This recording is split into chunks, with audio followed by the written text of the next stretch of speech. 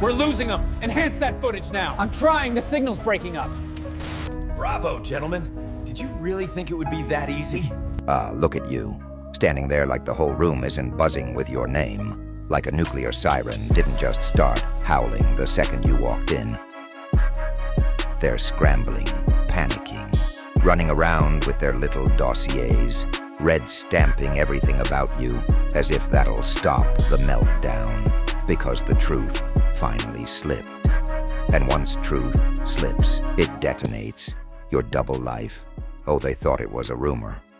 Whisper, a glitch in someone's story, but now it's a crater, glowing, smoking, radiating. Every secret they weren't supposed to. See, surprise, they thought you were predictable.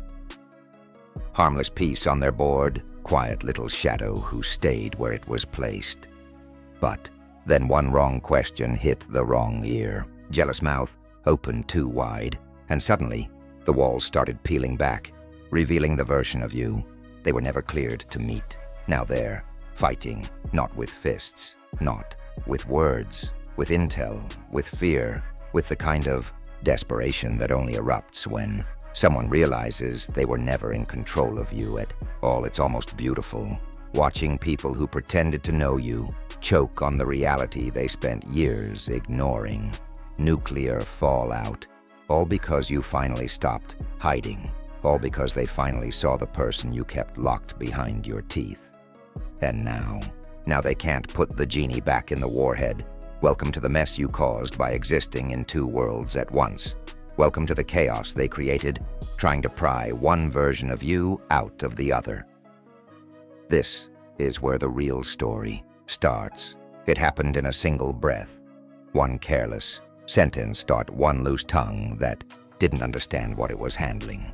Your double life didn't leak out like a rumor. It cracked out of its shell like a pressure bomb, sharp, loud, impossible to unhear. The moment it hit the air, the whole room snapped. You could feel it, the shift, the jolt, the oxygen leaving the space like something toxic had just been released. Because suddenly, all those people who swore they had you categorized felt the ground tilt beneath their feet. Ooh, the panic was delicious. They looked at each other before they looked at you, which is how you know fear took the wheel. They wanted confirmation from one another that what they heard couldn't possibly be true, that you couldn't possibly be more than the cardboard cutout they assigned you to. Be what you were, and you always were. They just never noticed the seams in the costume, because they never bothered to look past the color of the mask. Look at them now, scrambling through their mental files, replaying every past moment in fast forward, trying to spot the mistake they missed, trying to find the moment where you slipped, or where they misread, or where they underestimated you so catastrophically, it now feels like their world is caving in. You see, the fragility wasn't in your secret. It was in their assumptions. They were studying your manners, your tone, your harmless little front row posture, never realizing the real operator was sitting behind it all, steering the narrative with a smile they thought meant nothing. They weren't analyzing you. They were analyzing the placeholder you let them think was real. And now, with the truth exposed, they finally understand the test they failed. The simplest one. Never assume you understand a person who has mastered silence. The stakes? They're only now seeing them, because that leak wasn't the climax, it was the ignition. And deep down, they sense it. The fallout hasn't even begun. They always thought there was one of you, one file, one identity, one neat little profile. They could skim and stamp and toss into the harmless drawer, but that was just the public you, the surface-level classification built for casual observers, the version designed to pass quietly through their little checkpoints without triggering alarms.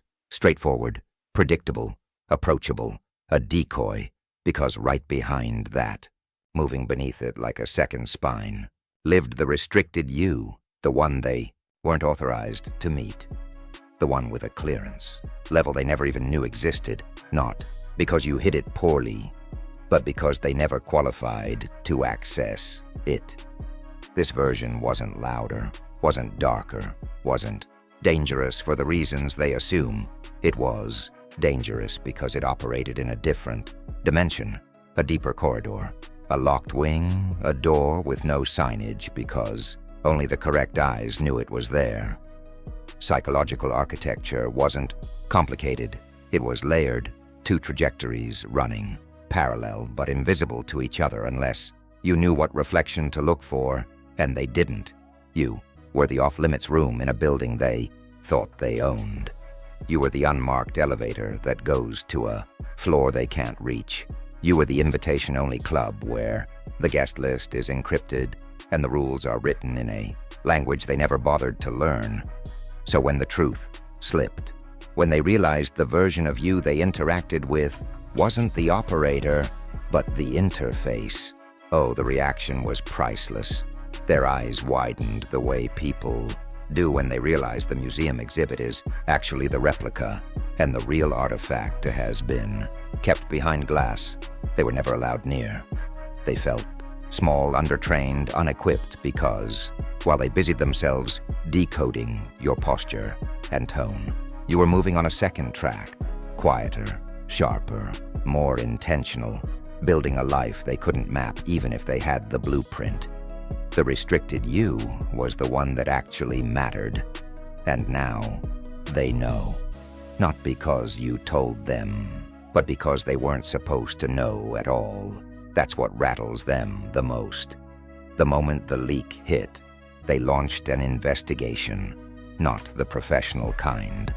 The desperate, uncoordinated scavenger hunt people conduct when they realize their entire understanding of you was built on sand.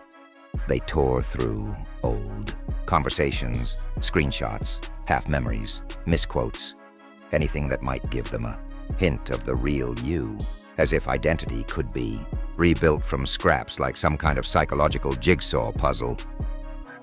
It was adorable, watching them pace around, whispering theories like detectives in a cheap drama, their little notebooks, their hushed tones, their furrowed brows, all trying to solve a case they should have studied years ago. But see, they weren't searching for truth. Truth scares them. Truth forces them to admit they were asleep while you evolved, right under their noses. No, what they wanted was containment, a label, a category, box they could tape shut so they wouldn't have to deal with the fact that you outgrew their narrative without asking permission, so they dug through every fragment they could find, hoping the pieces would form a neat picture. But the more they searched, the more chaotic it became. Nothing connected, nothing aligned. Every detail contradicted the last, like a paradox written in your handwriting. That's when the power shift began. Subtle, silent, but unmistakable, because slowly, painfully, they started realizing the problem wasn't what you did. The problem was what they didn't notice. You didn't hide the real you. They just never looked for it. They were too busy projecting, assigning roles, never imagining you were running a second track beneath the one they monitored. And then it hit them, hard, the thing they tried to ignore. Your silence was never weakness. It wasn't shyness, compliance, submission, or fear. It was strategy. You let them talk, let them conclude, let them think they understood.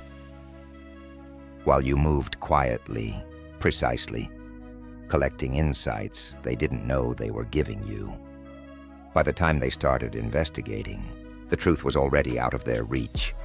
They were late, and you were already 3 rooms ahead. Doors closed, access revoked, watching them scramble from behind one-way glass. The funniest part, the war didn't start with you. It started around you. The moment your double life surfaced, the room didn't just split, it detonated. People who once stood shoulder to shoulder suddenly drew lines in the sand like rival commanders in a bunker. Blame flooded the air first, rapid, chaotic, radioactive. One person insisted they knew it all. Another swore they had no idea and accused the first of covering for you. A third started analyzing timestamps like a forensic analyst trying to reconstruct the blast radius. D was nuclear escalation at its pettiest. Territory grabs. Finger pointing. Command room shouting matches over nothing more than assumptions, insecurities, and a version of you they invented together, like a group project gone wrong. You didn't have to lift a finger. Your presence alone triggered meltdown protocols. They treated each other like rival factions trying to decide who misread you worst, who trusted you most, who trusted you least, who should have seen the warning signs that weren't signs at all. They were interrogating shadows, arguing over a puzzle whose real pieces none of them ever held. And the irony, not one of them was actually talking about you. They were talking about the version of you that fit their comfort zone, the placeholder they mistook for the full blueprint. That's what stung. That's what sent them spiraling into paranoia. Because once the mask cracked, they realized the you they fought over never existed. They had all built their own projections, their own narratives, their own convenient interpretations, and now those fictions were collapsing on top of them. You became the pressure test, the silent trigger, the unintentional mirror that exposed every insecurity they tried to bury. One faction accused another of getting too close. Another accused someone of missing obvious clues. Another insisted the whole thing was a setup, as if you had orchestrated the chaos for entertainment. But deep down, they all knew the truth. They weren't fighting you. They were fighting the reflection you forced them to see. The version of themselves that was blind, naive, complacent, or jealous enough to miss what was right in front of them. And nothing sparks a war faster than realizing the enemy was never the person in the center. It was the people circling them. The moment of truth didn't arrive with fireworks. It arrived with silence. A silence so sharp it cut through every theory, every excuse, every lie they told themselves to stay comfortable. Because when the dust settled from their little internal war, all eyes finally turned to you. Not the version they debated, not the version they dissected, the real one. That's when the dread hit them. Slow, heavy, undeniable. They realized, painfully, that your double life wasn't deception at all. It was evolution, a natural split between who you were, forced to be, and who you grew into when nobody was micromanaging your every breath. You didn't maintain two selves. You maintained oneself with two thresholds, a lower access mode for the outside world, and a higher access mode reserved for the rare few who earned the right to see it. They never earned it. That's why they never saw it. So when the unmasking happened, when you stepped forward without filters, without compressing yourself to fit their expectations, the room changed shape. Your voice didn't get louder, your posture didn't shift, but the energy did. Suddenly they understood that the version they thought was the real you was nothing more than the interface you used to move through their limited environment.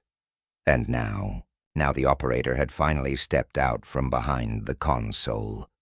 You could see the fear in their faces as it clicked. They had spent months, years even, interacting with your least powerful form. The streamlined edition, the surface-level build, the low-access version designed to keep the peace. And this, the uncontained, unfiltered, unmasked you, was something they were absolutely unprepared to meet. The mystery was gone.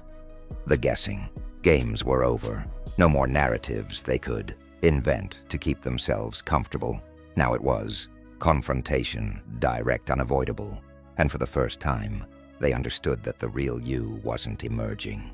You had simply stopped shrinking. The shift wasn't loud, it wasn't dramatic. It wasn't even deliberate. It happened the moment you stopped explaining yourself.